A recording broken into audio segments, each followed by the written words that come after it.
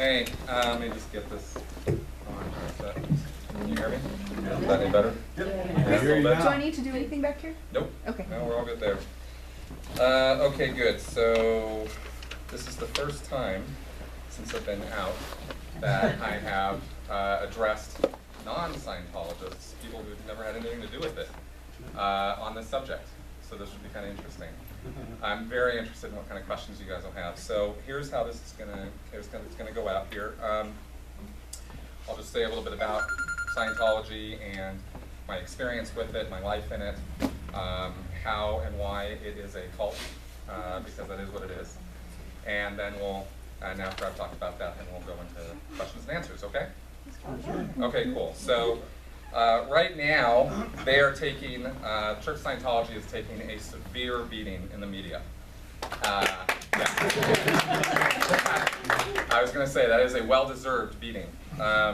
They have actually created every bit of that. And so I got to fly down to Texas the other day, and I got to see the new documentary, and it's called Going Clear. It's called Going Clear, Scientology and the Prison of Belief. And that's actually what it's about. It's based on a book that Pulitzer Prize-winning author Lawrence Wright wrote last year or 2 years ago. Alex Gibney, who's a Academy Award-winning documentarian, was so fascinated by the concept of how people get wrapped up in a prison of belief that he wanted to take that book and make it into a documentary, and so that's what the documentary is about. And it's applicable to more than just Scientology, but it definitely is focused on Scientology specifically. So that's just getting rave reviews, screenings right now in the theaters, and it'll premiere on HBO on 29th of this month. Now, point of my presentation is not to talk about the movie, but I will say that it is one of the most, it is one of the best documentaries I've ever seen. I've had a little bit of a chip on my shoulder about documentaries because of their, like you watch a Michael Moore documentary or something, it tends to be a little slanted. Sometimes there can be some emotional manipulation going on. Being as intimately familiar with the source material as I am, seeing this documentary, there was no slanting, there was no bending truth or presenting events to you in an out-of-order sequence to give you some idea of how things went when they really didn't go that way. It's very factually presented, and he actually, I think, did an amazing job for somebody who's never been in it.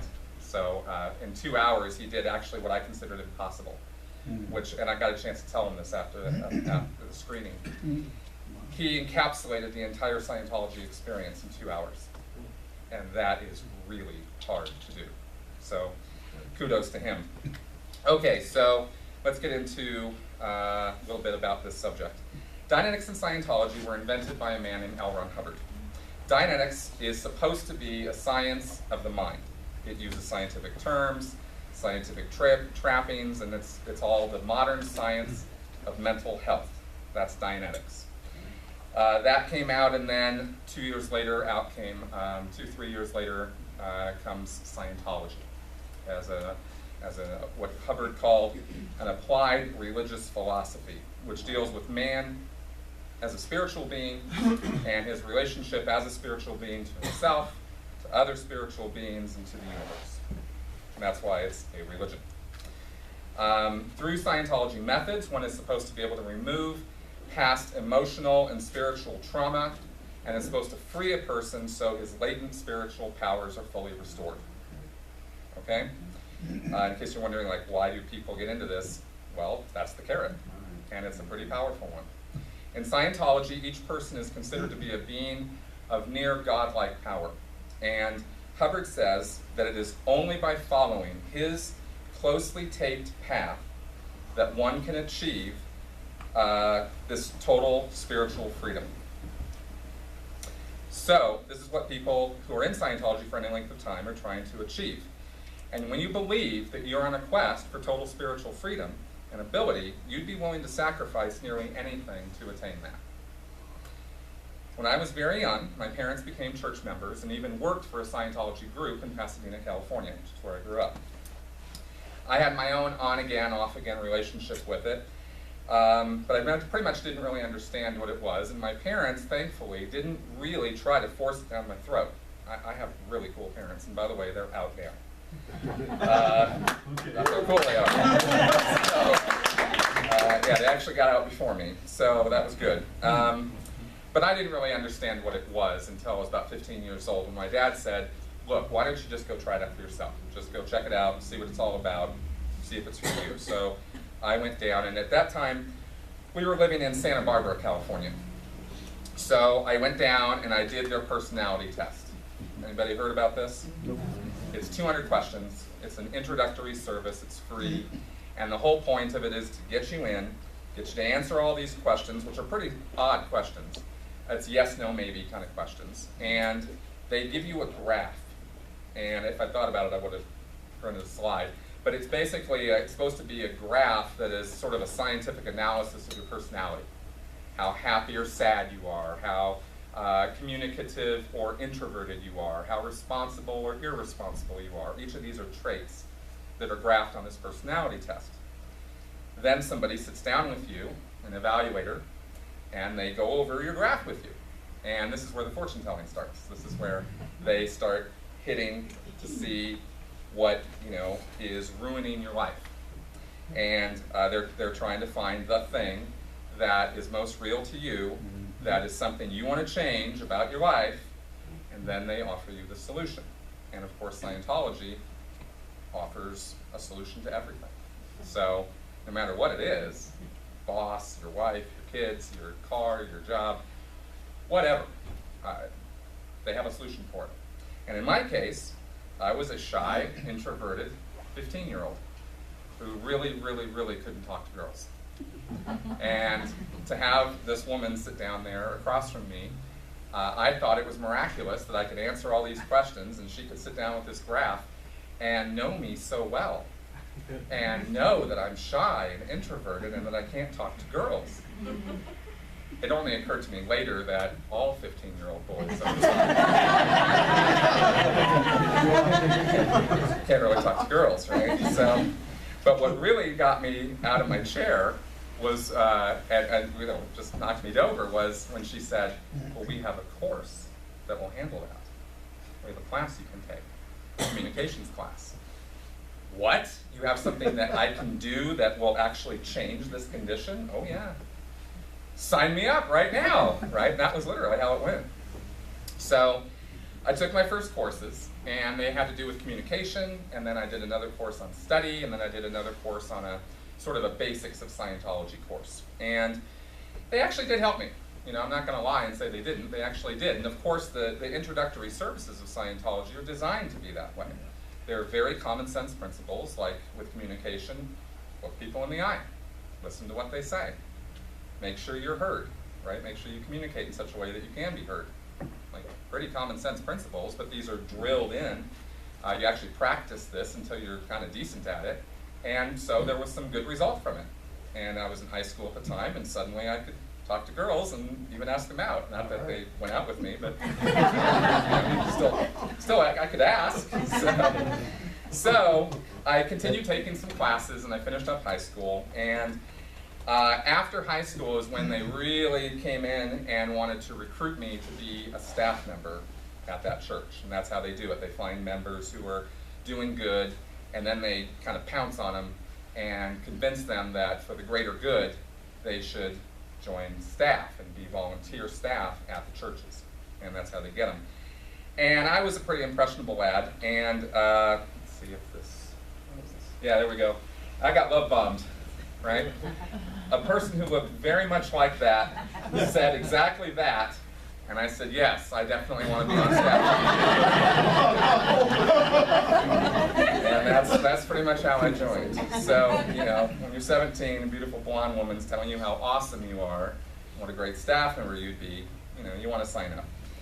Now, it was an impoverished existence because as a volunteer, as a staff member in a Scientology organization, you don't make anything. I mean, really nothing. And most staff members have other jobs, and their staff job is treated like a job, and they're treated as though they're, making a living wage, but they're not. So I worked at the staff job, and then I worked 40 hours a week at another job to make ends meet. but the most important thing in my life was Scientology, right? So that's what I was doing.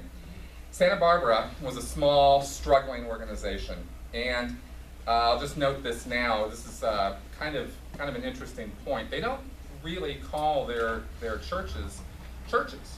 I mean, they're Church of Scientology, and officially and formally that might be what they're called. But inside the Scientology world, they call them organizations, or orgs. Everything, they got abbreviations like you wouldn't believe. And orgs, you know, that's a word that I'll be saying a lot, it stands for organizations, right? They don't refer to them as churches. So Scientology was a kind of a small, struggling org, had constant trouble paying its rent, and it was pretty much going nowhere. And I worked there as a classroom supervisor and eventually as an executive over all of the delivery of the classes and the counseling for 8 years. And it was, you know, it was rough going. But I somehow, one thing about that is, and this is part of, just one part of the sort of the mind thing that goes on in there, is there are policies that the organizations are run on, all written by L. Ron Hubbard. Everything in Scientology is according to L. Ron Hubbard. He is source, he is the guy, he's the founder. And so there were policies that specifically stated that organizations that follow Hubbard's policies are successful. Ergo, if your organization is not successful, clearly the only reason is because you're not following L. Ron Hubbard's policies. You see the circular logic there. Well, we were all convinced of this, and so we were like, if we could only, what they call it is being on policy. If we could only be on policy, then everything would be great. We would boom, we would be stupendous, and since we never were stupendous and never boomed, clearly we were off policy, right? These little expressions that they use. So that wasn't too much fun. And I thought the fault must be ours. So I want to do more. I want to take more responsibility. I want to do more about this so that Scientology can be successful, because I'd had some gains with it, I liked it, and I thought other people should have those gains too. And that's what kind of drives everybody at the lower levels of Scientology. So I figured if I could just give it my all, I could make a difference. And I had seen people in Los Angeles who were part of the upper levels of Scientology, which are called the C organization. And that's S-E-A, the C organization. And that's kind of how they dress. And that actually is a promo piece from the C organization. And that's a meme I just put it in the middle of, just for grins.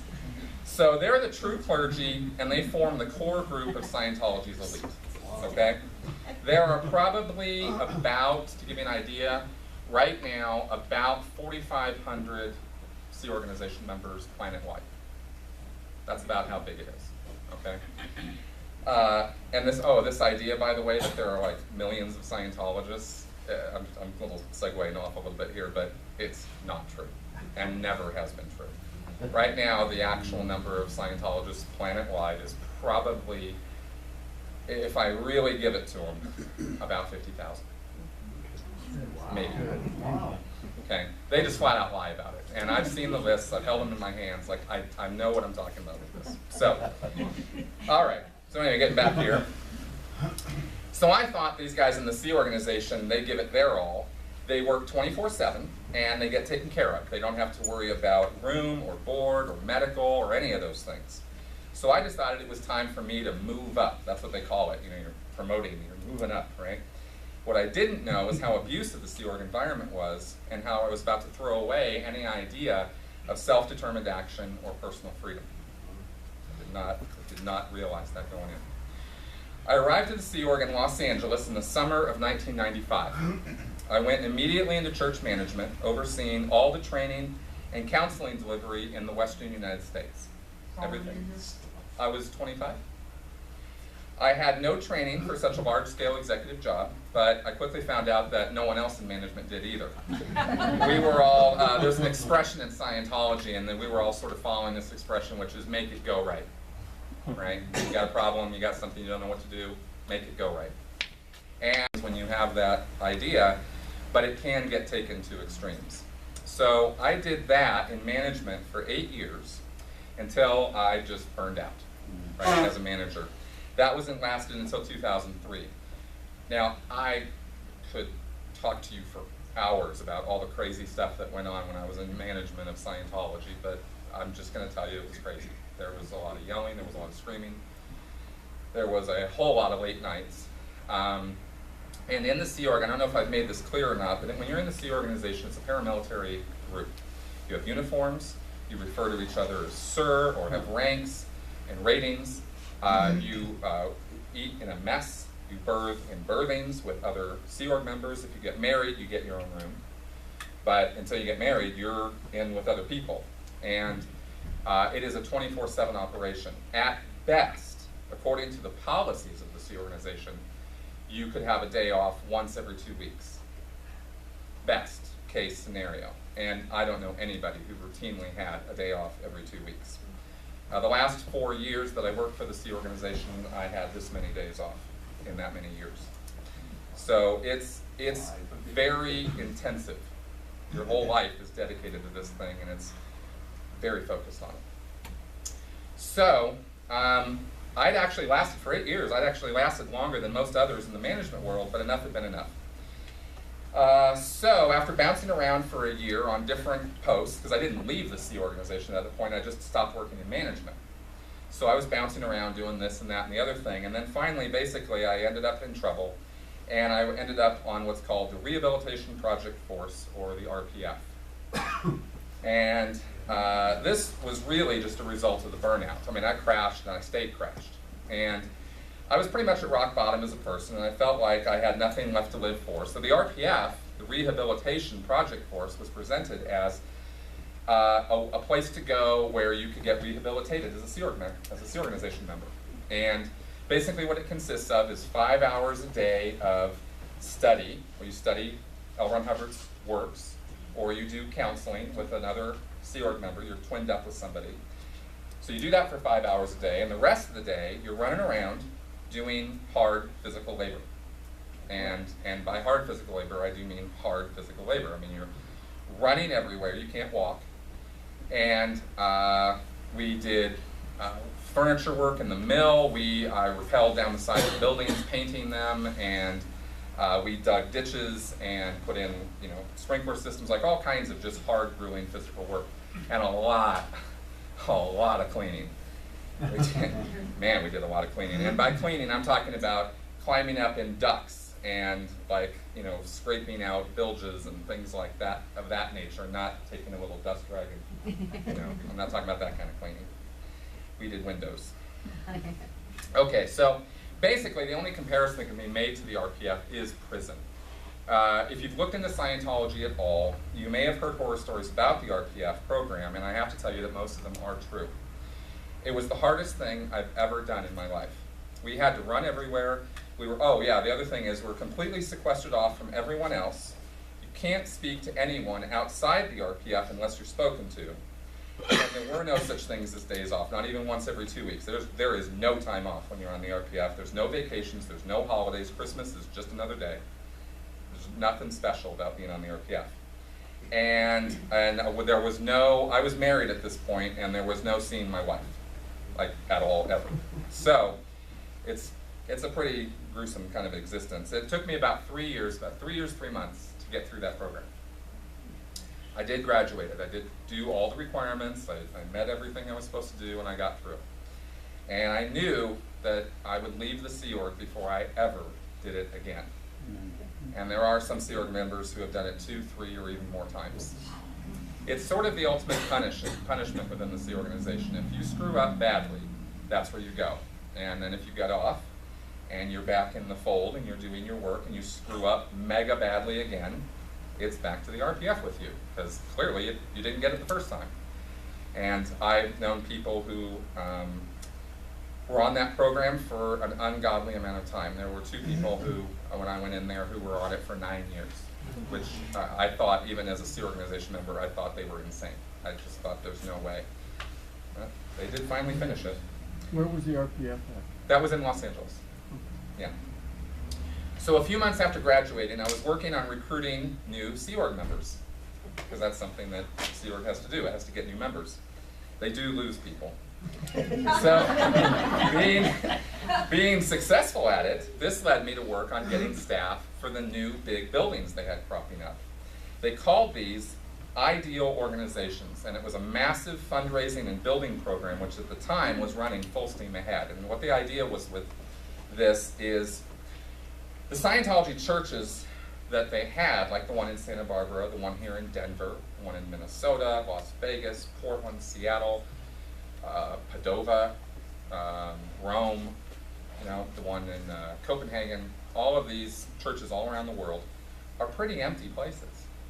There's not a lot of public going into these things, and they were not very successful.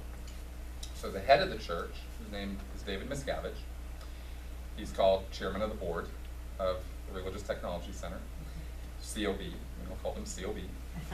And he had this bright idea that he called the Ideal Org Program. And the idea with this was, empty. That's what they look like. So basically the philosophy behind the Ideal Org Program is if you build it, they will come. And that might have worked nicely in the movies, but in real life, that's not really how you build anything. So I was out and about in the Western United States at this point, and I was getting people back who had left and didn't want to do Scientology anymore. Because some people come in, they take part in the services, sometimes they do services for a few years. They leave money on account. They get an account when you leave, you put your money down, and then they leave and they still have money there, and you're like, dude, come on back and do your services, right? And they have various issues and whatnot. And in Scientology, this is called blowing. They blow, right? They take off. And I was actually good at getting people back because while I might not have loved the organization at this point, I did still believe in the subject. You see, what the organization does and the subject of Scientology are kind of two different things, if you can kind of differentiate that. Same way, I guess, is what the Pope does versus what's in the Bible. Kind of different. So I did still believe in the subject, and I truly did still want to help people. That's what drove me the entire time.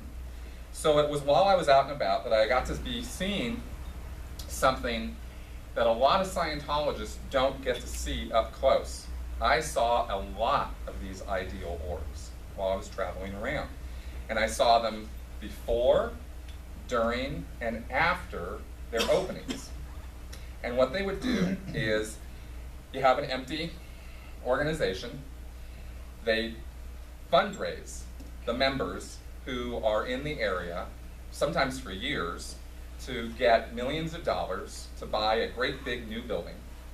Then they fundraise them again to get millions of dollars to renovate that building to make it look like this beautiful marble encased building. And then they open it with a lot of fanfare, and they get people to come from all over to come to the grand opening, and COB, David Miscavige, will fly in and he'll give a speech, and they might have 1,000 people there or something, and it looks like it's amazing, and they video everything, and they promote this like crazy. And then I was there when everybody left, and it went back to being empty again.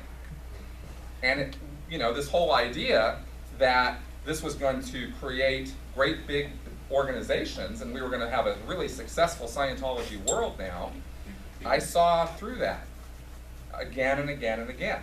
And it's an interesting little game they play, because in Organization A, they do this, they don't take off, they're kind of empty, but they think it's only them. And they think all the other organizations are doing great because they're PR'd this way. They're shown videos of big places with lots of people in them, but all those videos are just created. They just get people in, do the video, and then everybody leaves.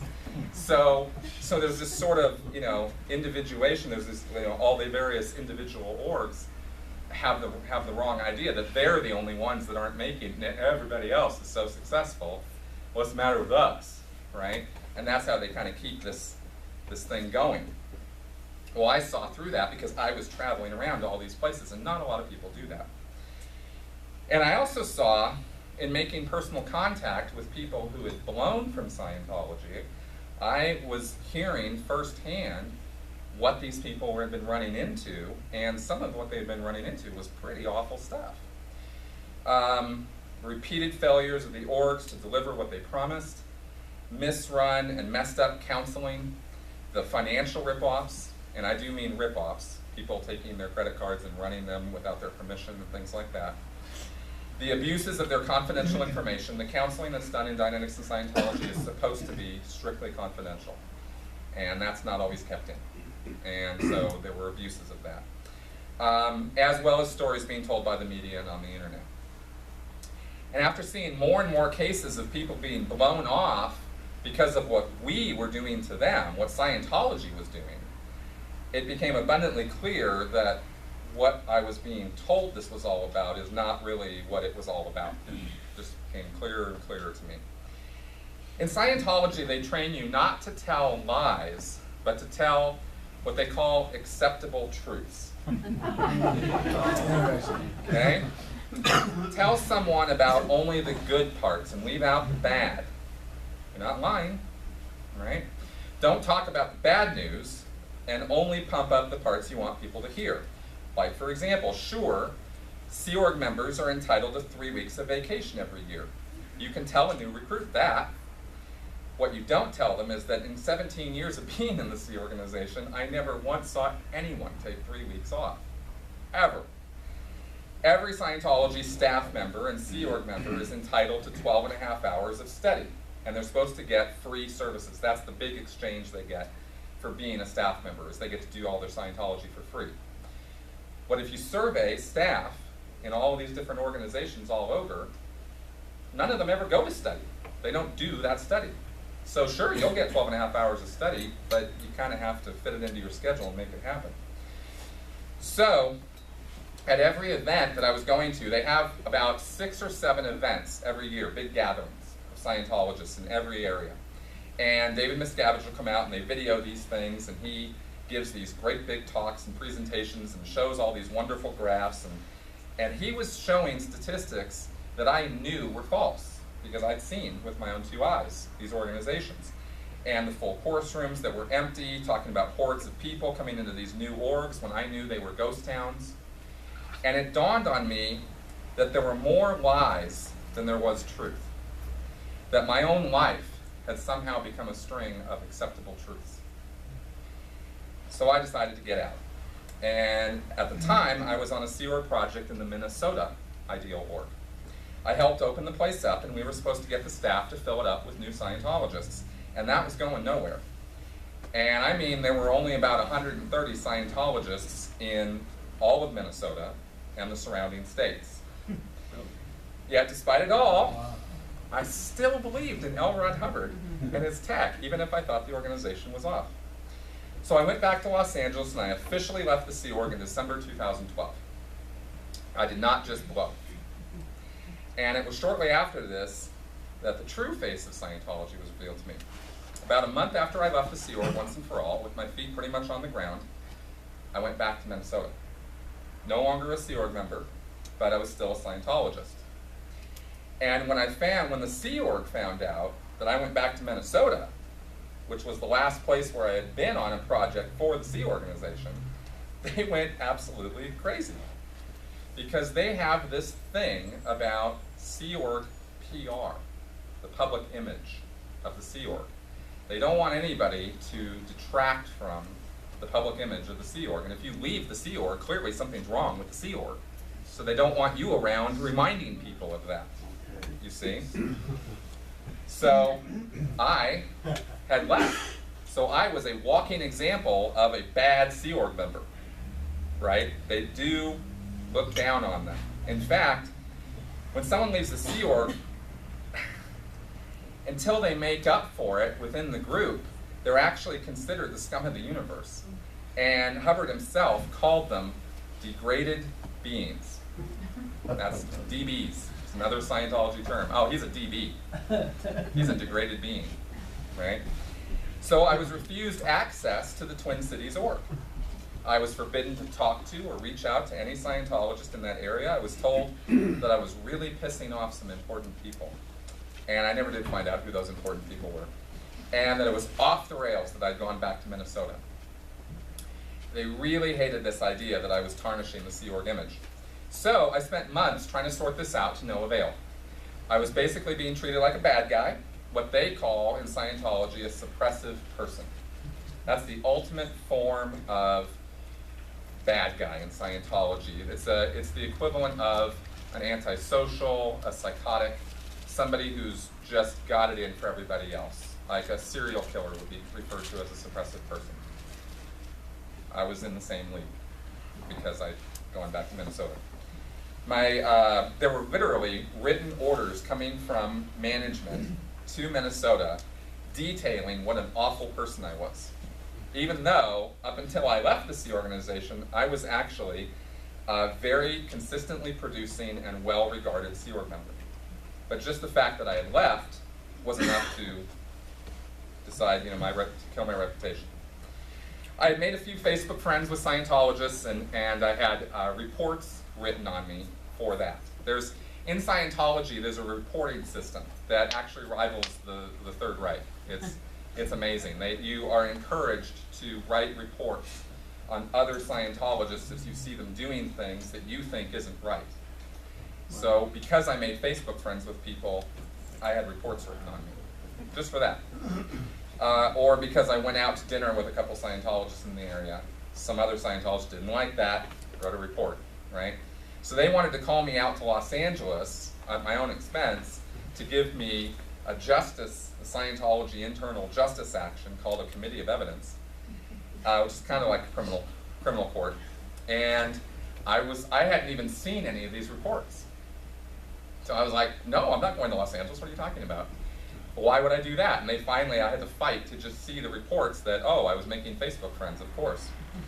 So this was just too ridiculous for words, and I know it's a little hard to swallow what I'm saying, but it actually is true. So I'd never actually seen anyone treated like this before, so I started reading about Scientology on the internet. And the experiences of other ex-Sea Org members were posted there, and suddenly things started to become clear as to what was going on. And we call it going down the rabbit hole. And I didn't come up for 2 straight months. I mean, there is a wealth of information on Scientology on the internet, but when you're in the Church of Scientology, you don't look at that, because you get in trouble as a Scientologist if you do. So I hadn't seen any of this stuff on the internet. So I started learning things that I had no idea about. I started learning things about L. Ron Hubbard, his life, some of the things that he had claimed to do, which he had never done, and things about the early organizations in the history of Dianetics and Scientology that I did not know. Like, for example, when Hubbard came out with Dianetics in 1950, those organizations were all bankrupt within a year and a half. That's not the story in the Scientology world, right? The word bankrupt and L. Ron Hubbard never go together, right? So it was quite shocking to learn all of this stuff. And so learning all of that was bad enough. But then having the church come after me after 27 years of giving my life to it was quite a betrayal. And I wasn't too happy about that. The bottom line is they basically did everything they could to make me into an enemy. And the fact that I'm standing here today talking to you is really only because they pushed me out with a bulldozer. I mean, and this is what they do. I'd even tried to make good and do the steps necessary to be accepted again, even though I hadn't really done anything wrong. But the nature of Scientology's justice system just isn't going to let that happen. And because of their enforced disconnection policy, if you're declared a bad person by the church, you are shunned. You're expelled. If they call you a suppressive person, or even if they don't officially call you a suppressive person, but they start hinting that they're going to do that, other Scientologists start running the other direction. Whether those Scientologists are your family, or your friends, or your loved ones, whoever it is, if they want to attain total spiritual freedom, they have to cooperate with the church. And that means getting you out of their life. And that's disconnection. And they enforce that, and it's basically a political tool, right? It might actually have some use if you were truly a psychotic serial killer, I'd want to disconnect from that person. I don't want that person in my life, right? This is very real. So, so they disconnected me. I had been married in the Sea Org. When I left the Sea Org, my wife stayed. I divorced her. I had met somebody else in Minnesota. I had asked her to marry me. We were talking about kids. I knew her family. They were all Scientologists. And when push came to shove, she disconnected from me. And because the church told her to. And that was pretty much the most devastating thing that ever happened in my life. So, so that was the end of me in Scientology. And I was called up shortly after that, and I said, I'm not doing, I called them and I said, I'm not doing those steps anymore. I'm done with you guys. And they called me up about a week later and said, okay, you are officially declared a suppressive person now. This was almost 1 year after I had left the Sea organization. Right? This was quite a wild year for me. This was 2013. And it was shortly before Christmas. I think it was December 17th or something, right? And I said, am I going to see the written order declaring me suppressive? He goes, no, it's on file here in Los Angeles, and if you want to see it, well, too bad. So it was all sort of just over the phone, and there you go. And for me, at that point, having been disconnected from having friends that I'd had for literally 20 years cut me off. Thank God my parents had already gotten out, or I would have lost my family too. At that point, I was definitely done with Scientology. And so it was kind of good news for me. It was kind of like, oh, I'm a suppressive person? Okay. I kind of saw that one coming. So, but it was kind of like a weight off my shoulders, because the church had been such a presence in my life for so long that now it was totally out of my life. And it wasn't just like a monkey off my back, it was like a gorilla off my back, you know? And I've been speaking out ever since, because I'm not a quiet person. And I actually still want to help people. And I still want the world to be a good place. And I'm really way too idealistic for my own good. So, that being my background, I'd like to take a few minutes and tell you about the most important lesson I learned from Scientology. People call Scientology a cult. And they're right. It is a cult. But the last people who are ever going to know that are the Scientologists. Cult is an interesting word. I don't know if you guys have ever checked this out. It's the root word for culture and cultivate. And it has the same origins as the word colony. And these words go back to an idea of a place where things are grown and where people lived. A fertile ground for raising things, which has now come to mean religious ideas. Now, any group or any culture has things about it that define its members as different from other groups or other cultures, and that's fine. Humanity revels in its differences across the planet, and that's not an inherently bad thing. We should celebrate our differences in food, thought, dress, and even ideas of worship. One of the things I've spent some time learning about is what makes a cult into a cult. Well, it's pretty simple, really. A cult takes those differences to a whole new level. It takes the natural diversity of life and vilifies anyone who doesn't come to agree with the way the cult leaders say things should be. Let me give you some examples from my own experience.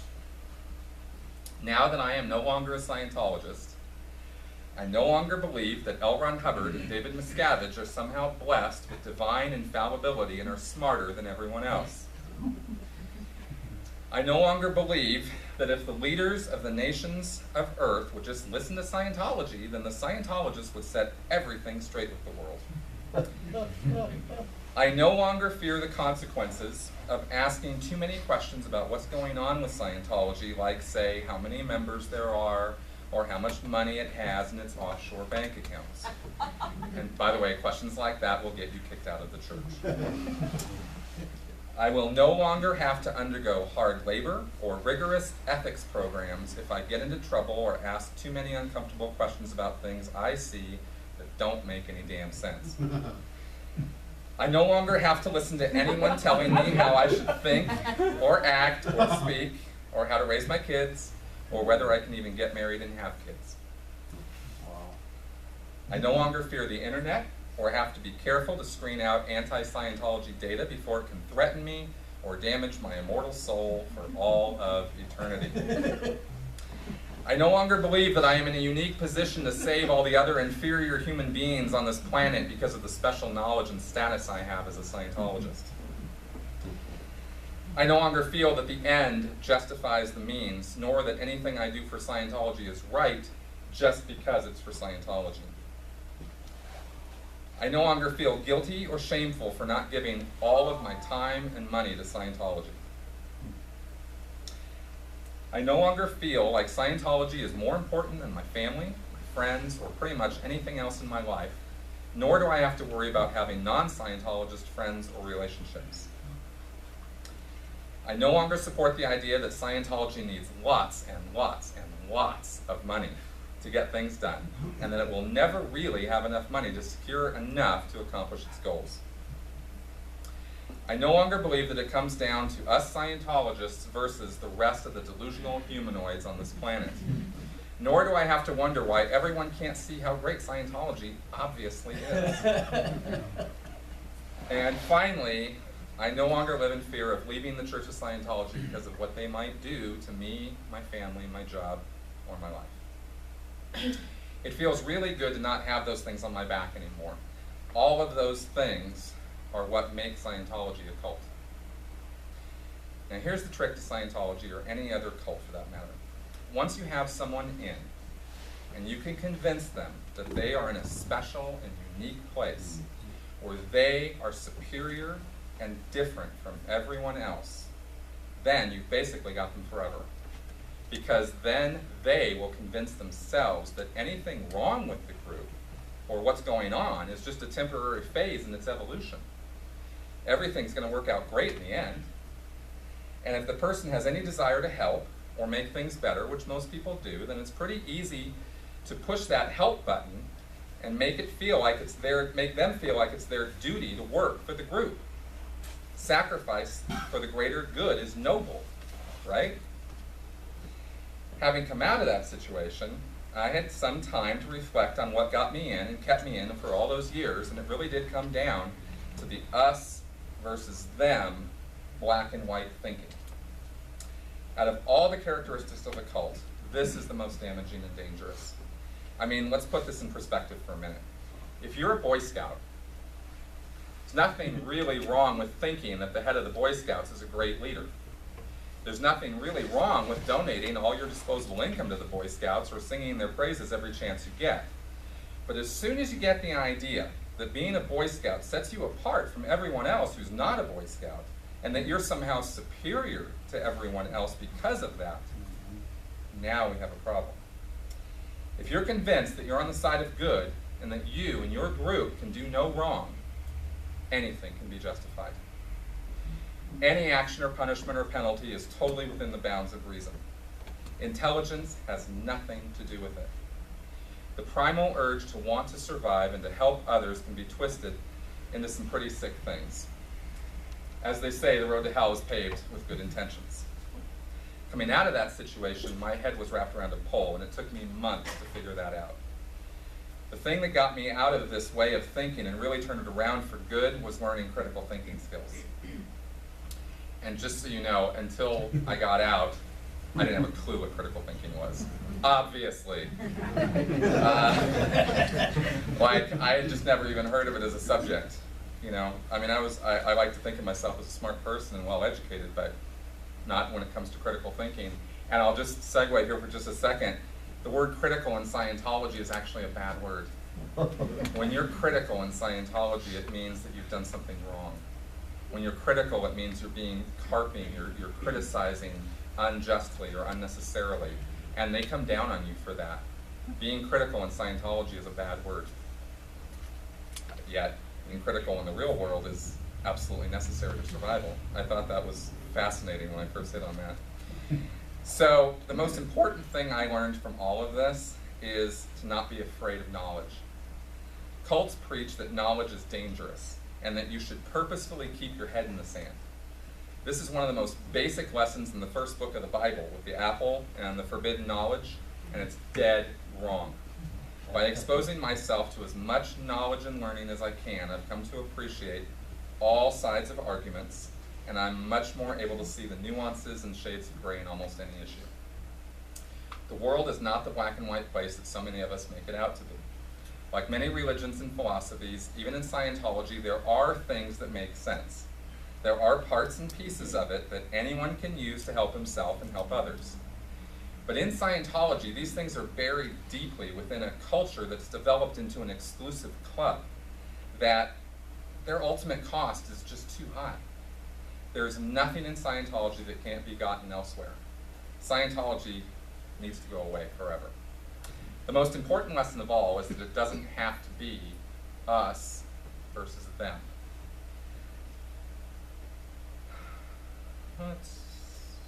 Well, life's a big deal, and we're all in this together.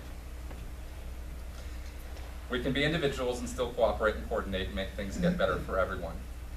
My life is far better without Scientology in it. I hope by sharing my story with you, I've done some good today.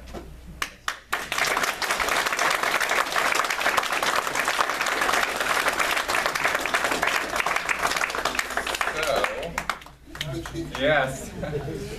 Do you need a minute, or do you want to jump right into it? Oh, well. Auditing, did you get a chance to do it? Did you get any benefit from that, from like a therapy standpoint? Yeah. I got up to the state of clear, which is a state described in the book in Dianetics, the Modern Science of Mental Health, from 1950 as a state where a person is free of their subconscious mind, basically. It's called the reactive mind in Dianetics. And that's supposed to be the thing that all of your bad feelings, hate, trauma, all of that's supposed to be stored there. And through the Dianetic processes, you're supposed to get rid of that. And then you achieve this state where it's clear. You're clear to think. And you don't have that reactive mind anymore, okay? I got there, then I found out a few years later, well, no, we made a mistake, you're actually not clear, which is like, wow, really? Because a clear, according to Dianetics, is somebody who has full 3D recall of everything that's ever happened to them. For example, right? No psychosomatic illnesses of any kind. And Hubbard was making big claims in 1950. He was claiming that cancer, leukemia, eyesight problems were psychosomatic in nature, and that Dianetics could actually cure those things. And that's why the American Medical Association and various groups were like kind of getting up in arms about this Dianetics thing, not because there's some big conspiracy against Dianetics and Scientology like Hubbard liked to claim. So anyway, I got to clear, and I did get some gain out of it. I'm not going to lie and say it didn't do anything for me, because I did feel a little less stressful, and I did feel that life was a little bit more understandable, a little bit clearer, right?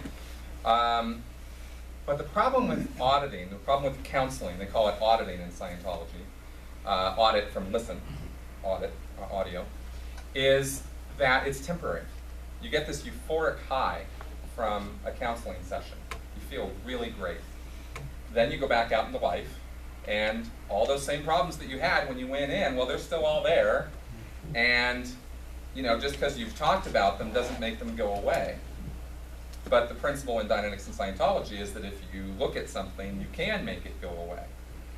That principle doesn't really work out in the real world. So it was temporary. Yes? Did you get one of those freeloader bills when you left the Sea? Yes, I did. And then I read the story of Mark Headley, where he had to, like, I don't know, burrow his way under a fence or something. It sounds like you could just walk out the door. Can you contrast your escape to some other people who, you know, Sure. had to dig a secret tunnel? Totally. Okay, so on the freeloader bill issue, the services that you get when you're a staff member or a Sea Organization member are free, right? You're not paying for them when you're on staff or in the Sea Organization. But public people have to pay, and they pay through the nose for the classes and for the counseling that they get. If you break your contract, because you sign a legal contract when you become staff, if you leave before you say you will, and in the Sea Org it's for your life, you are given what's called a freeloader bill, where all those services you did, you now have to pay for. And you're considered a freeloader, because you freeloaded, right? Because you just rode on your back and took it easy, right? Took the easy ride. It's insane. It really is nuts. And this was something Hubbard instituted back in the day, and they'll slap one of these bills on you. Now, I mentioned before that staff are supposed to get 12.5 hours a week of study or auditing or whatever, but when they make the time. Well, in the 17 years that I was in the C organization, I didn't make one tiny step on the Scientology series of actions that you're supposed to do to become a better person, which is what they call the bridge. I didn't move on the bridge, right? The bridge to the better side. And so I didn't have a huge freeloader bill, but I stupidly did pay it in that period of time where I was trying to make up with them and trying to save my relationship is what I was trying to do. And I was trying to salvage that so that I wouldn't get disconnected. And so I borrowed the money and I paid it off. Fortunately for me, in my situation, it was only a few $1,000s. So some people get billed tens of thousands of dollars. So that was that. And then to answer the second part of your question, I left properly. And what that means is that you go and you follow all of their administrative procedures, and it's kind of like a bureaucracy. Kind of like that movie Brazil, you gotta walk through and walk the line and do this and do that. And that took me 9 months. And I finally got through all those steps, and they were happy with me, I was happy with them, and off I went. Mark Headley just got on a motorcycle and took off.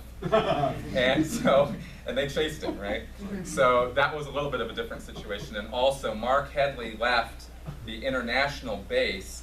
Remember I showed that picture earlier of the spikes on the fence? That fence is in Hemet, California at the international base, and that's where Mark Headley worked. And one night he just got on his bike and he'd had enough and he just took off. And I didn't do that way. So that was the difference there. So, yes. You said your parents got out sometime before you. Did you have a situation where they were asking you to stay away from your parents?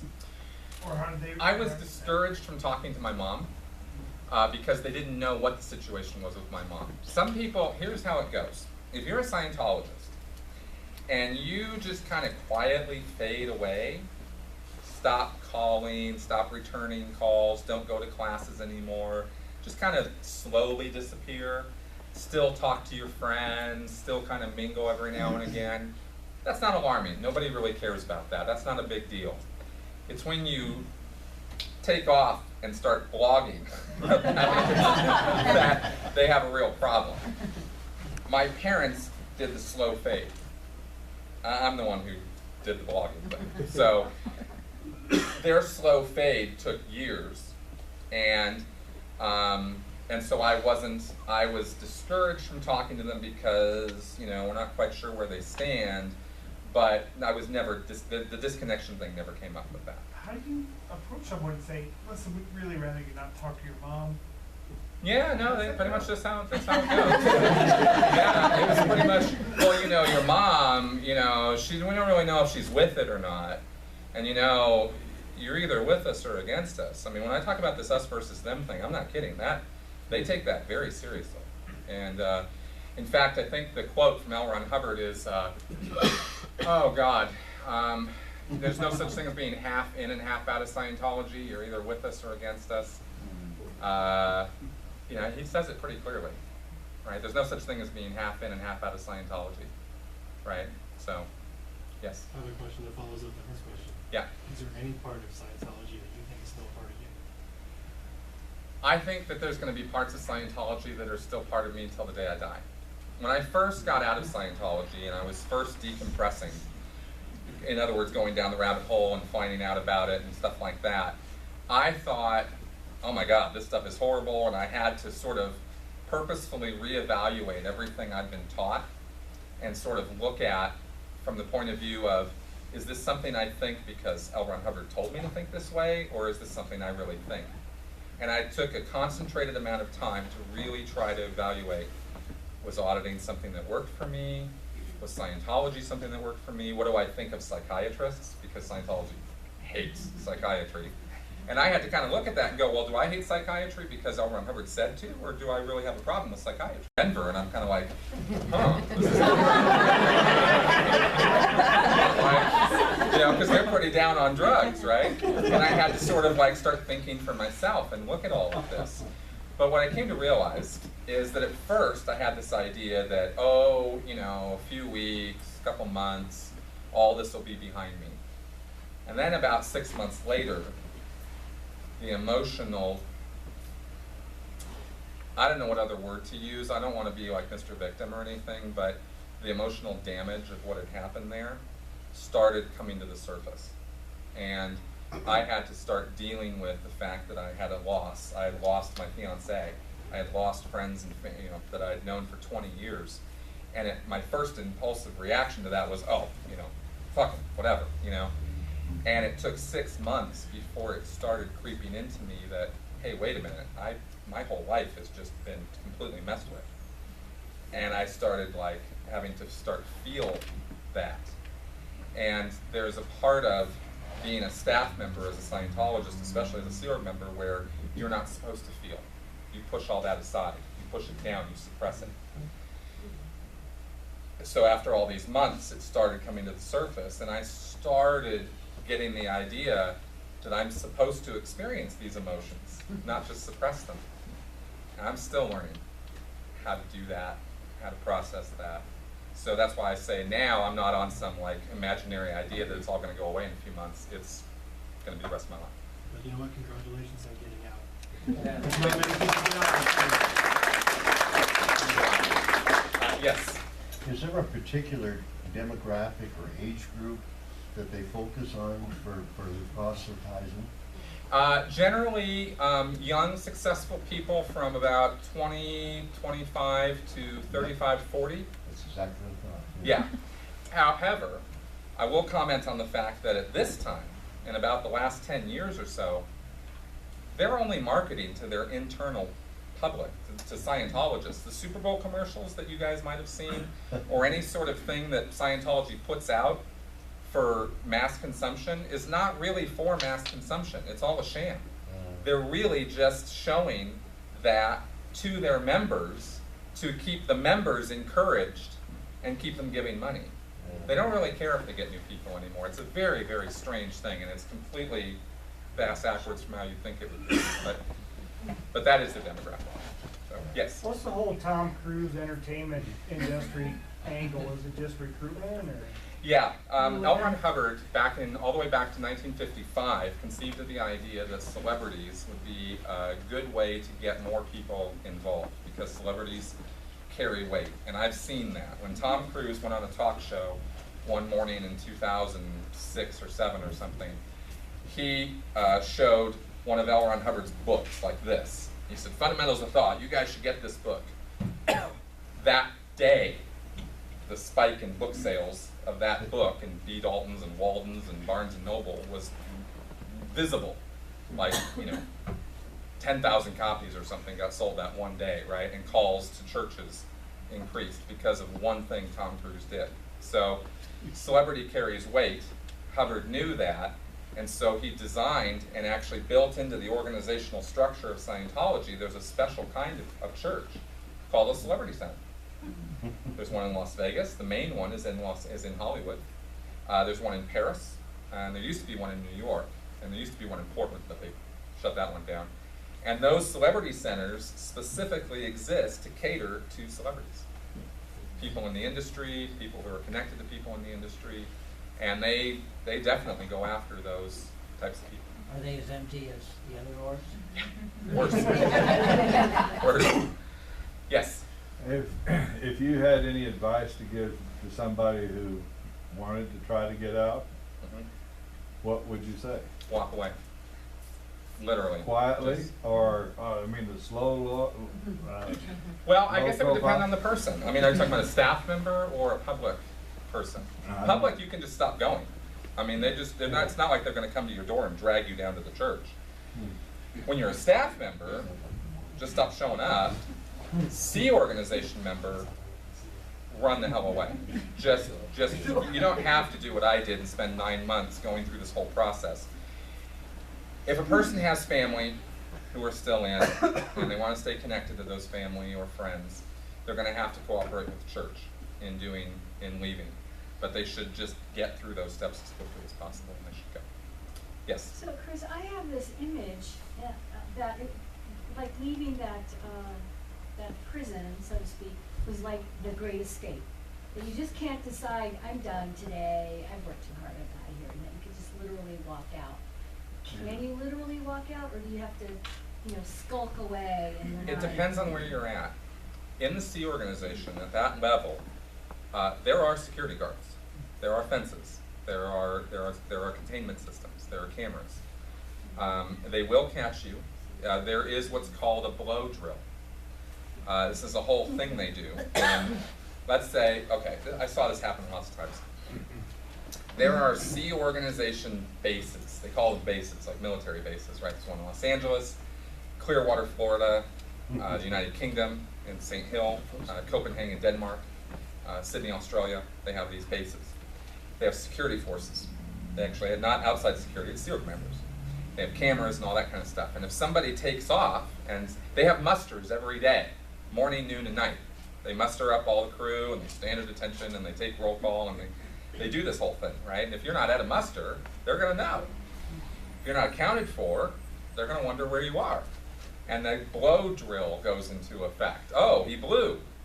And security then will try to trace your credit cards or your bank account, right? If you have a spouse, they'll get your spouse to give you give them all the passwords, and they'll try to track you down. And they literally will send guards out in the city to the bus stations, train stations, airports, and they try to find the person and track them down and bring them physically back. Try to convince them, if they're in a public place where there's people, they'll try to have a private conversation with them, and they'll use a lot of force and a lot of intention, right, to try to do that. And I've seen it done, So that's what happens with the Sea organization. With regular churches, and if you're a public person, they don't go through all that. But they will do like what I did when I was recovering people. They'll go to your house. Hi, haven't seen you down at the church in a long time. What's up? How do we miss you? What's happening? And then out come all of the pleasant questions. And I did this for years. I said I was pretty good at it, and I thought I was doing good. So that's my excuse. So. Yes. What would you say was the size of the Scientology population, 50s, 60s, 90s now? I couldn't really speak intelligently about it in the 50s. I know the first time that they pulled a number out was in 1969 or 1970. And basically some international managers were asked, how many Scientologists are there? And they just came up with a number. They just pulled it out, right? They said, 7 million. And if they based this number on anything, and I don't think they did, but if they based it on anything, it was how many books Hubbard has sold. Because Hubbard is a prolific author, and he has sold a lot of books. So they said, okay, 7 million. Now how this works and how it's now tens of millions is, if you understand everything I've been talking about with the Sea organization environment, then you know that these people are not into hearing bad news. And they're not into hearing about things getting worse. So every year, when the management guys would come along, Hubbard or now David Miscavige, and go, what's the census figure? Oh, sir, yes, now it's 8 million, right? Now it's 9, now it's 10. Every year it has to be more. And so now it's just tens of millions. Now, the reason that I know this is not true is because while all of this PR stuff is all very interesting, they actually keep amazing records of their members. And, okay, they keep what are called central files. And the largest group of central files anywhere is at Clearwater. The second largest is in Los Angeles, which is where they have the largest concentration of Scientologists on the planet. They all live in LA. That central file size in Los Angeles is about 350,000. Now that's any person, anywhere, ever, who they have a record of buying a book or doing a service. 350,000. Okay? So that's not millions. Sure as hell wasn't tens of millions. And when I held the list of the International Association of Scientologists, which is their membership group, in my hand, that list was not more than 100,000 names. And that's everybody who's ever been on that membership roll, and that membership goes back to 1984. Whether they're dead now or whatever, that every name was on that list. So that's where we get the idea now, where we go, well, how many are there? Well, we look at how many people are going to events, and we look at how many people are in the churches, and we go, you know, really the figure's about 35,000. So, yes? So, do you think if you had gone to these ideal orgs and seen them thriving, that you might have stayed? Because I would have known that something was working. And wouldn't have had reason to have doubts and reservations about what we were doing. So it's only after you left that it started to occur to you that it was actually a cult? The word cult, yes.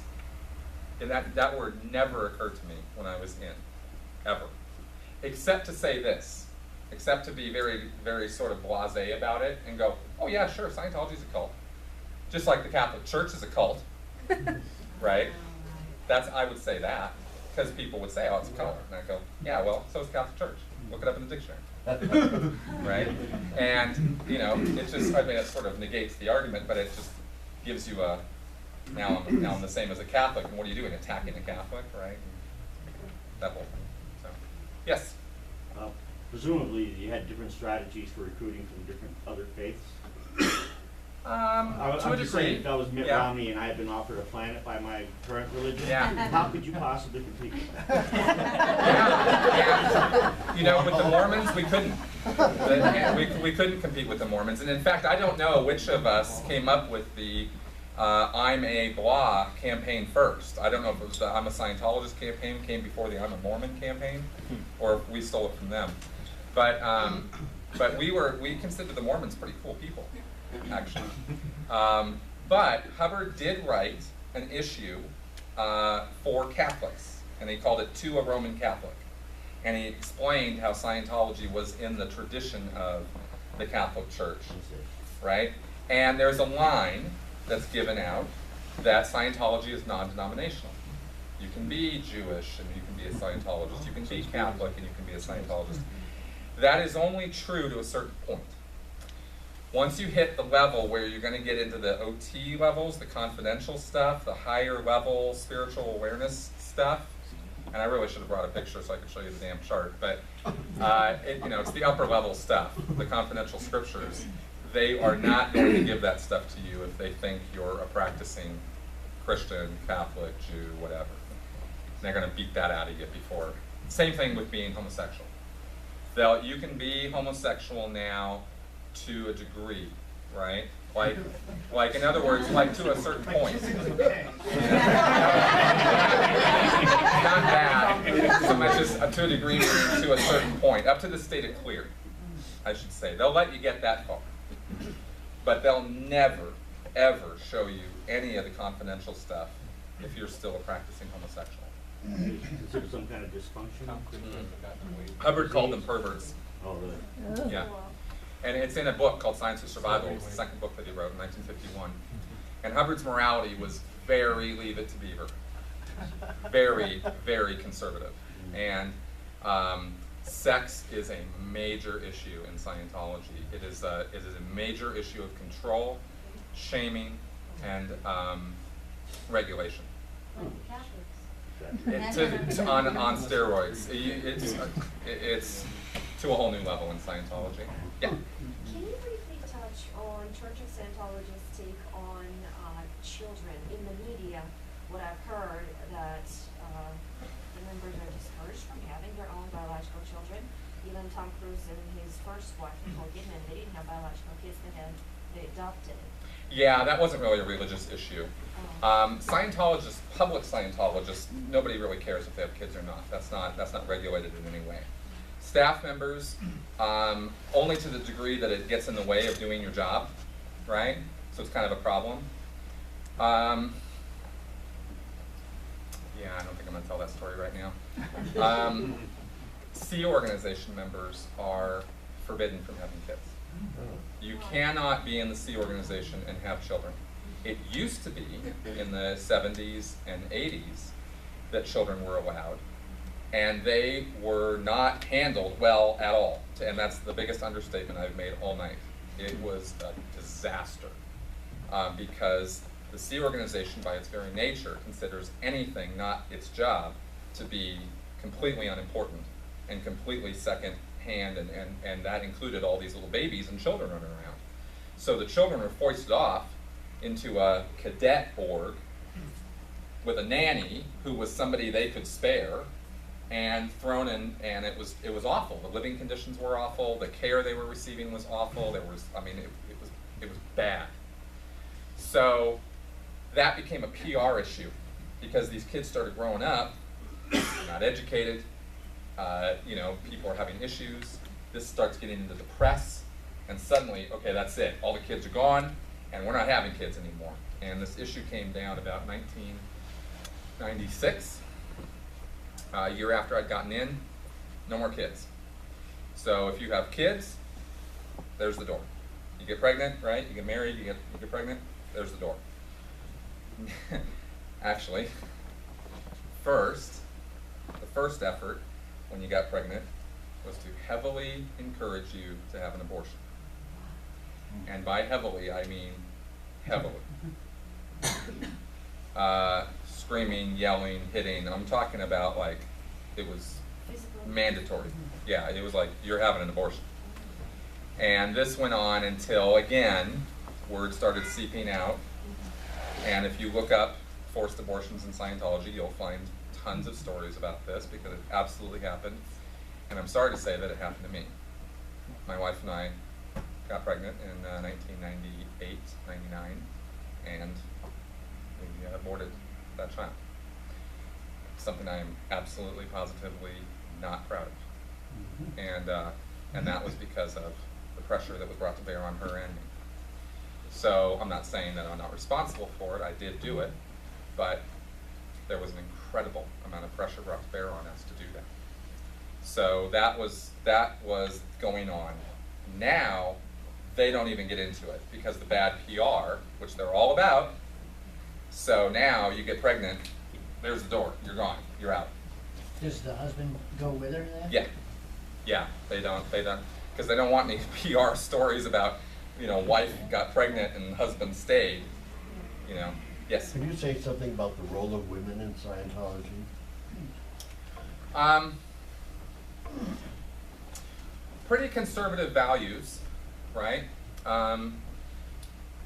In the C organization, male, female doesn't really matter. Most of my seniors were females, like seniors or whatever, and you don't really think about it too much. They talk about family and stuff. It's not, I don't know, it's not really particularly an issue as such. At least not in my world, it wasn't. Yes? On a daily basis, you have Muslims praying 5 times, you have Catholics saying rosaries.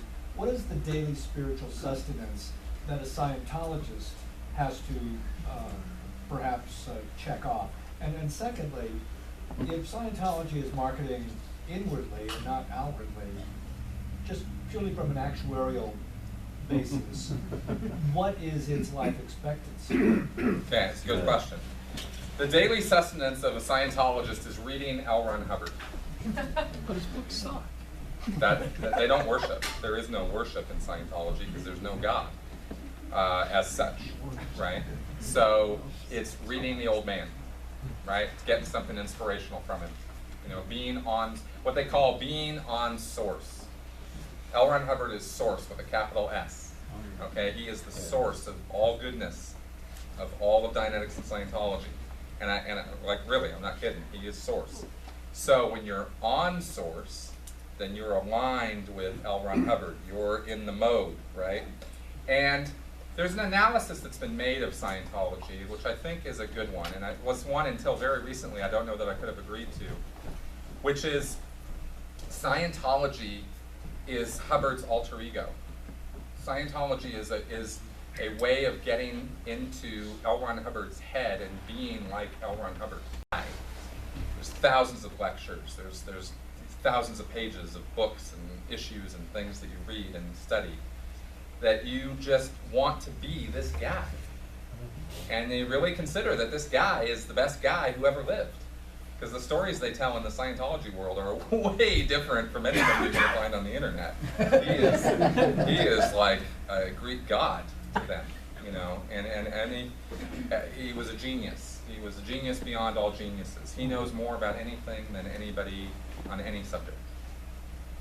That's what a cult's all about, and that's what they do. So, The life expectancy. oh yeah, okay. So here's the counterintuitive part about the promotion and marketing of Dianetics and Scientology is that you can't think with it because David Miscavige, the head of Scientology right now, I'm going to use this word. I use it advisedly and with a lot of forethought.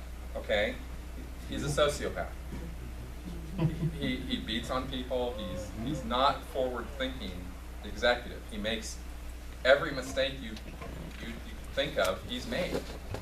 And yet, you know, this thing grows because a lot of people put a lot of hard work into it over the years to make it go. Some very smart people did some very smart marketing in the 80s, for example, and into the 90s, and they appealed to a lot of people, and this thing kind of kept growing and growing. Ever since Miscavige took over in 83 or so, it's been, you know, it's been going down, down, down. And he is not interested in growing this thing. He's interested in being himself. I don't know what I don't know how to explain him, you know, because he's kind of his own thing. But it's very counterintuitive. Anything you think an organization should be doing, they're going to do the exact opposite. And the proof of that is pretty much every PR statement and release they've done in the last 15 years. They're just foot bullets. They just shoot themselves in the foot over and over and over again. And the way they're dealing with this documentary right now is an example of what I'm talking about. Rather than dealing with any of the issues in the documentary, all they're doing is attacking every single person connected with the documentary, calling them liars, prostitutes, hookers. I mean, it's crazy what they're doing. And they're not addressing any of the actual issues. So, I don't know how many years. They got a lot of money.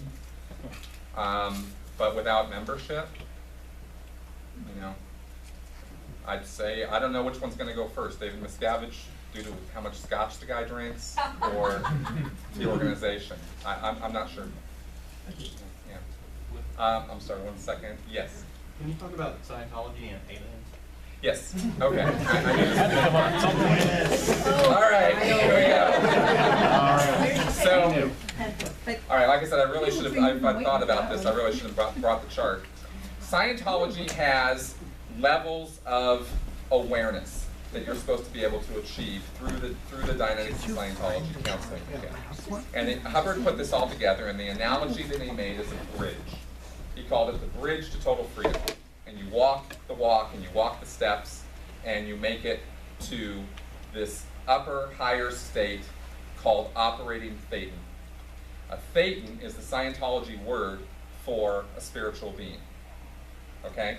It comes from theta, the Greek letter, which is the Hubbard used as for life force. So you have this intangible quality called life force, which he calls theta. Every single one of us is a thetan, which is your noun, right?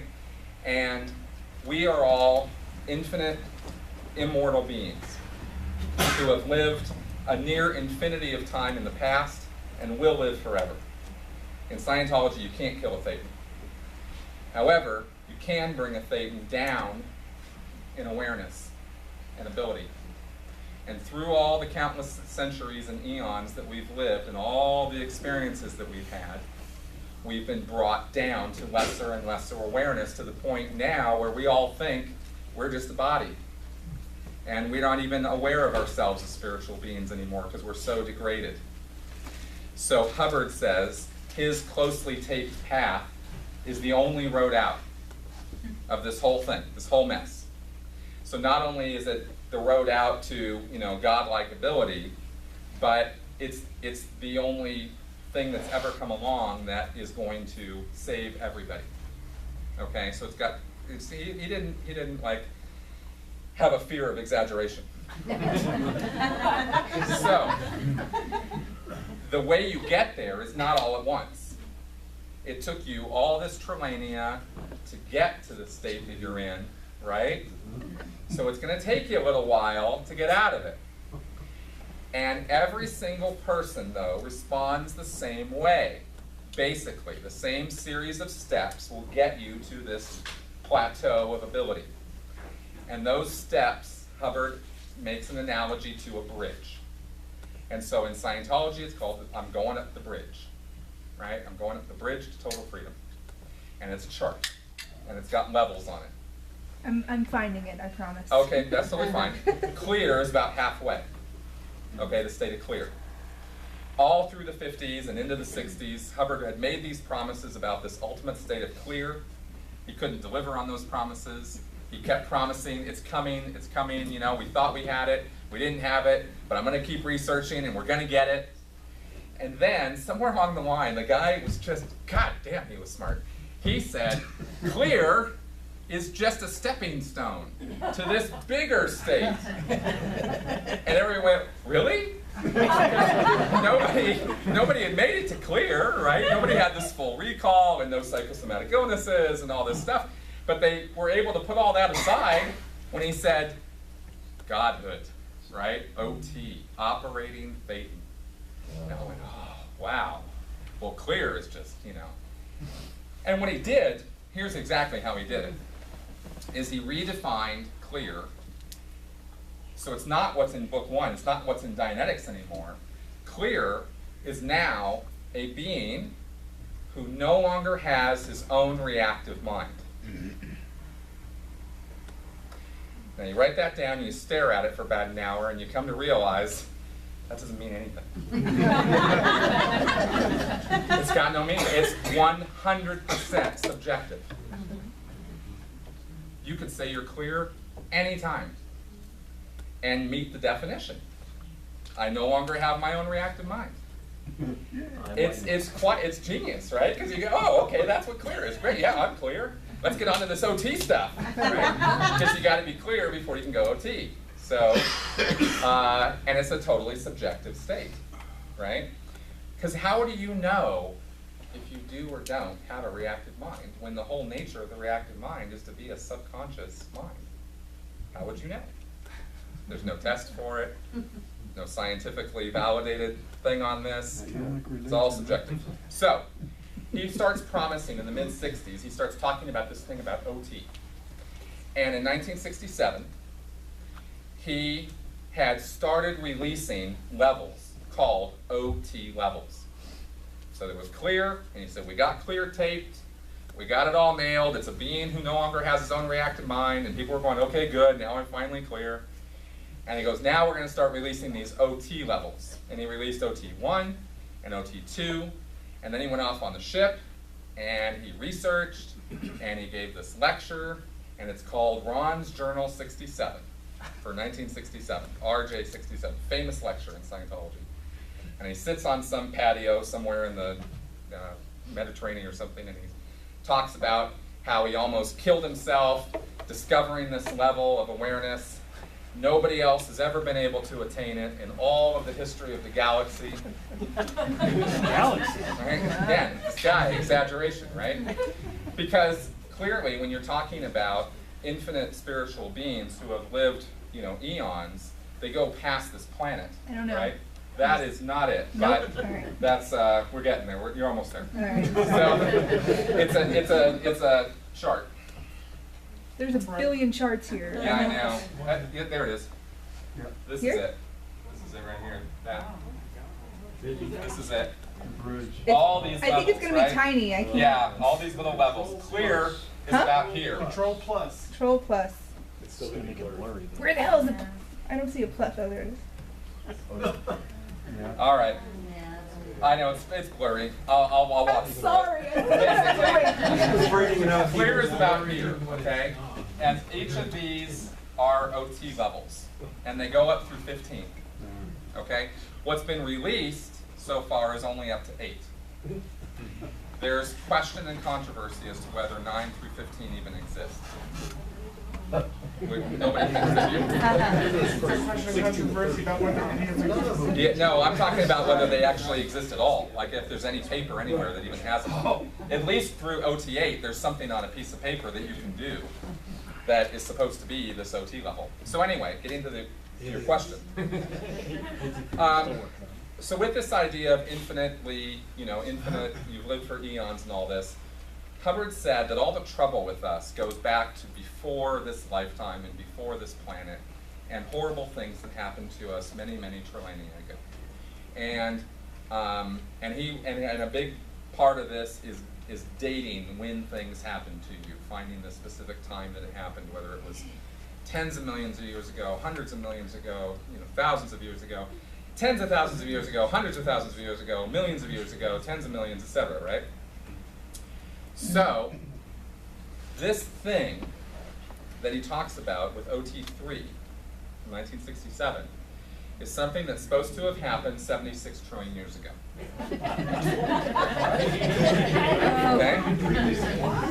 Now, here's the thing. In this lecture in 1967, when Hubbard released this, he said that researching it and discovering the trap, because he said it was a trap, he said it was a mental, spiritual trap that had been laid in to every person in the entire universe, and that it was a formidable trap that would kill you if you found out about it before you were ready. Okay? Oh God, this is important. We're not ready. Because I'm not ready. only he was the guy who had somehow figured out how to get through this thing. But he almost died. He said he broke his arm, he broke his back, he had all these horrible things happen to him. But somehow he made it through, and he wrote it all down, and he figured out how to get through the trap so all of us could get through it. Okay? And what that incident is that happened 76 trillion years ago is what they talk about on South Park. Okay, Xenu, the galactic overlord. How many people, show of hands, have seen South Park? Oh yes. Okay. All right, so I'm going to run through it really fast, okay?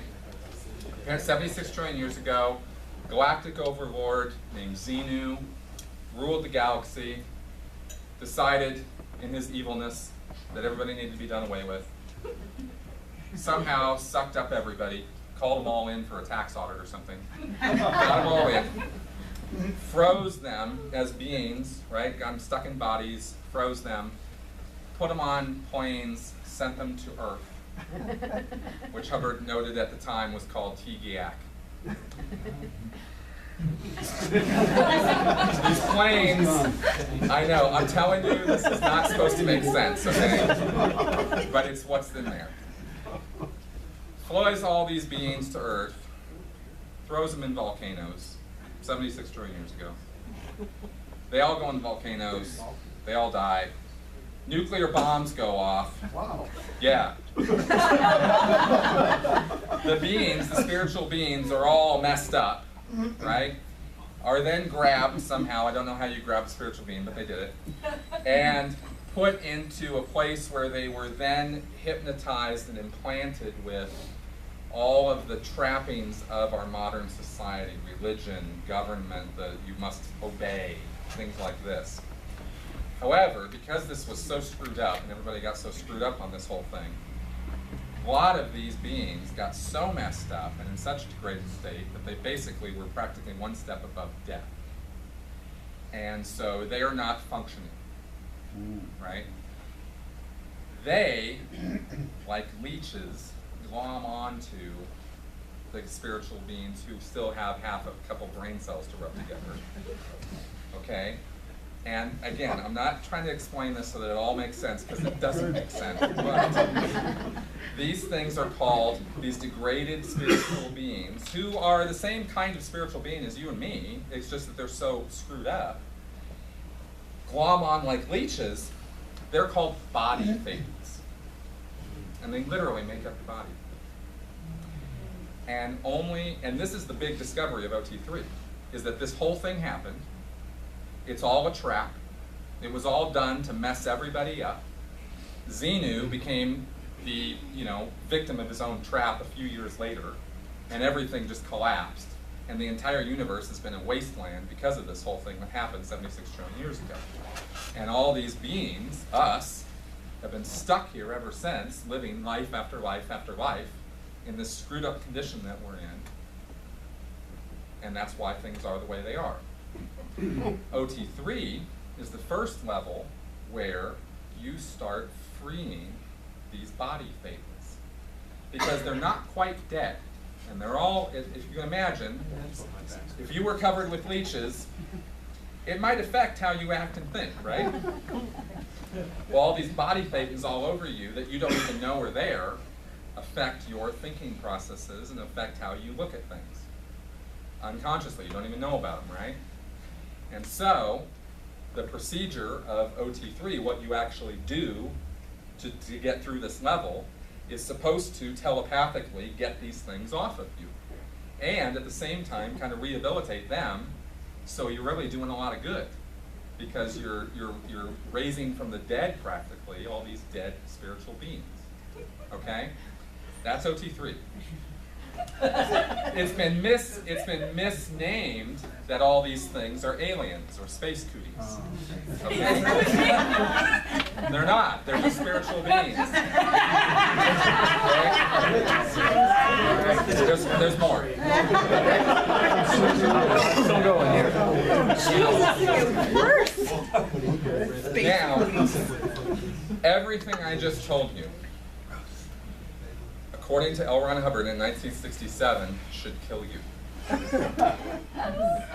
I feel pretty safe telling you about it because I found out about all this, over a year ago. I didn't get sick and I didn't die. But Scientologists actually believe that. They're not told about this until they get to that level and until they've paid thousands of dollars to get there. So when the time they get there, they're pretty invested and they really want to believe this. And all you're told in the Scientology world, and all I was told the whole time I was in Scientology, practically from the first day I was there, is that this OT level is so powerful, so amazing, it will change your entire life. Obviously for the better, when you do it. And you will never see things the same again. It will rock your world like nothing else ever has. You'll never guess what it is, ever in a million years, because they all believe that you can't guess what it is because it's a mental trap that will keep you from guessing what it is, you see? And it's so powerful and so amazing that when you free all these body thetans, you yourself as a spiritual being become very, very free. Problem is, okay, so that's OT3. Okay, that's the thing. Now, here's what really happened in the real world. So in 1967, OT3 gets done. A few years later, OT4, OT5, OT6, 7, and 8. Hubbard, who at this point fully believed this stuff, and was trying to get rid of these body thetans himself every single day with that e-meter, was working on this all through the 70s and into the 80s until literally the day he died, trying to get rid of these body thetans, because he said OT3 actually turns out doesn't get rid of all of them. Nor does 4, nor does 5, nor does 6, 7, all the way up, you're still trying to fight these body thetans. And as far as he went, he never, till the day he died, thought that he got rid of all of them. Scientologists don't know that. They think Hubbard died peacefully and is off spiritually researching the rest of the OT levels, right? That's the legend in the Scientology world, but in reality, the guy was nuts. He died nuts. Yeah. But he started tipping over into real craziness in the mid-60s, culminating in OT3, and then it was just kind of downhill from there. And again, everybody outside of the Scientology bubble knows about this. You can watch South Park. You can look it up on the internet. That's how I found out about it. I've talked to OTs, because I didn't get to this stage when I was in the church, but I've talked to people who did, and they said, oh yeah, no, absolutely. Everything I just told you is absolutely what they learn and what they study.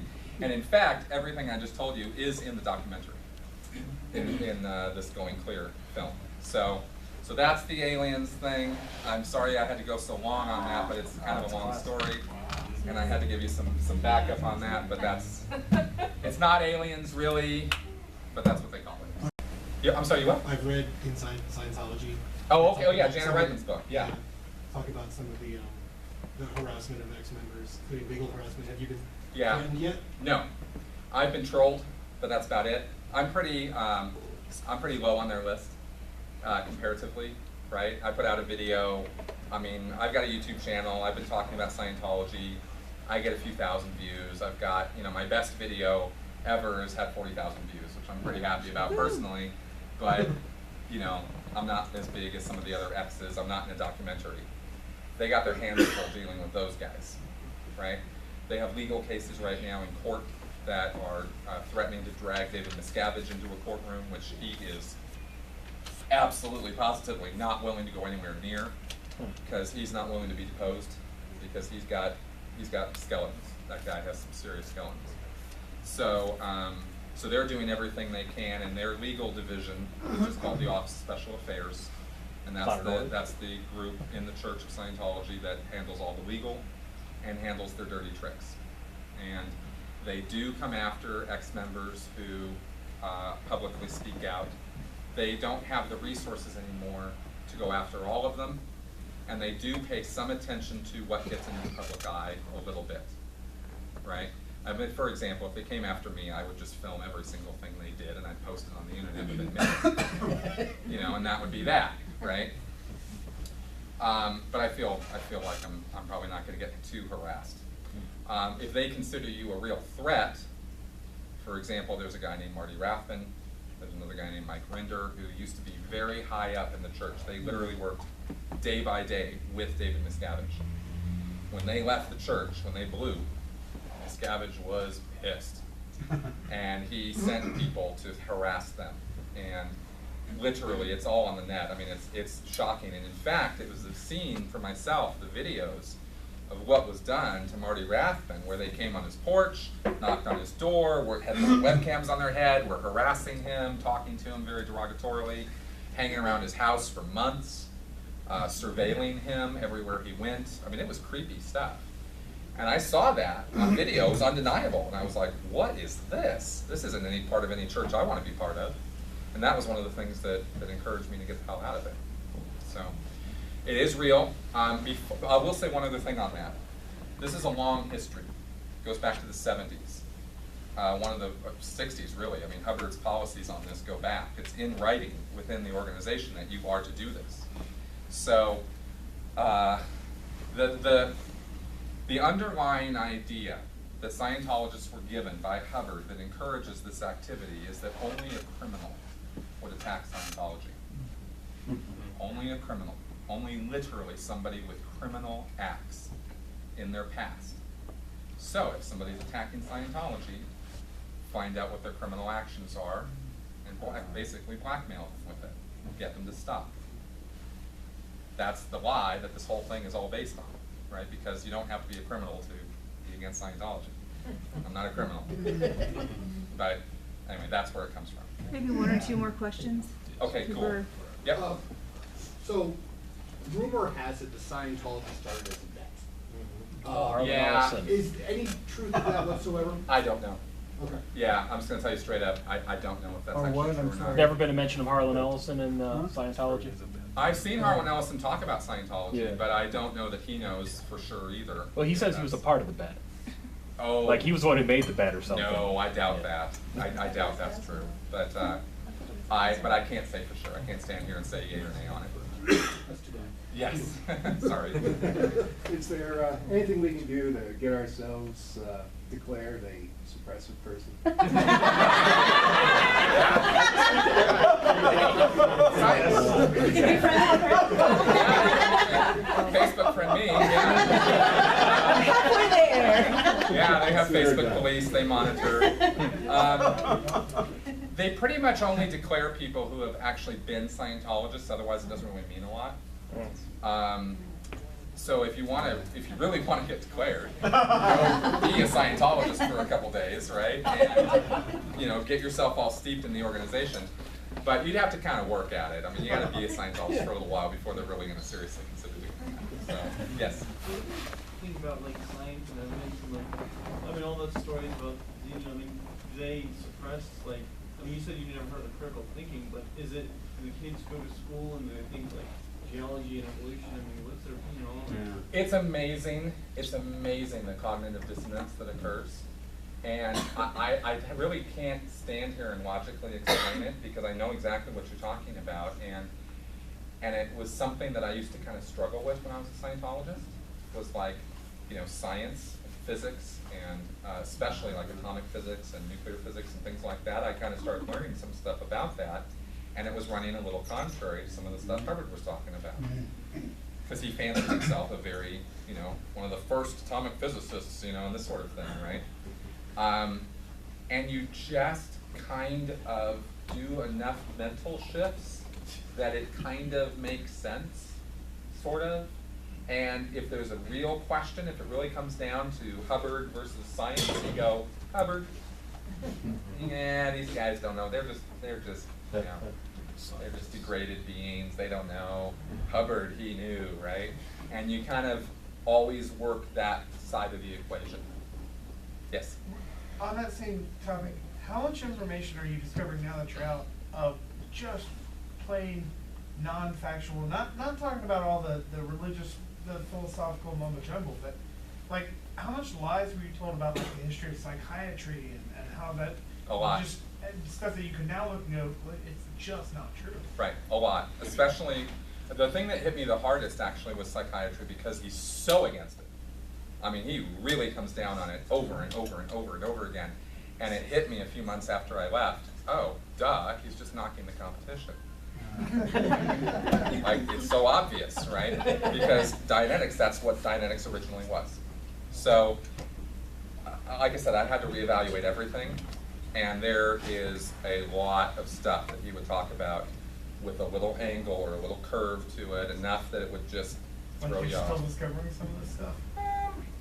Not too much now, but I'm always open to it because, I studied that stuff for a long time, so. Yes. What degree did Hubbard have? Like, Well, that's the thing, he didn't actually have any.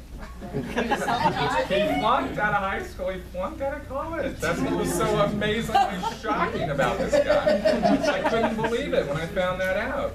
He didn't. And he literally, if you go back and find first editions of Dianetics or some of the early Scientology books, it literally says L. Ron Hubbard, PhD, on them. Like, flat out fraud. Oh yeah, it was like, whoa. and nobody came after him? Well, they did, but they suppressed it. Then, plus that's why they stopped putting it on the books. Right, that's why I say you gotta go back to some of the early editions to find that stuff. Now they just kind of bury all that stuff, and Scientologists are amazing at, it's been a great microcosm of watching like Russia, like Soviet Russia, how they rewrite history, because that's happened in Scientology. They've gone back and edited his lectures, edited his books, to take out the stuff that doesn't fit with the modern world, so. Okay, so I'm gonna stop now. You can